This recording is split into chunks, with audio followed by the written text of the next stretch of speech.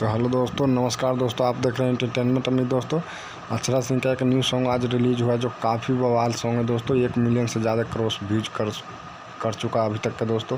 सैया के bullet song का बोले दोस्तों तो अक्षरा सिंह का बहुत बढ़िया सॉन्ग है दोस्तों, जो काफ़ी बवाल यूट्यूब पर मचा रहा है दोस्तों। कमाल का सॉन्ग है दोस्तों, जो बहुत आप लोग को पसंद आएगा दोस्तों। बता दें दोस्तों कि ये सॉन्ग को है जो लिखे हैं मनोज मतलबी जी ने, और म्यूजिक डायरेक्टर हैं दोस्तों मधुकर आनंद।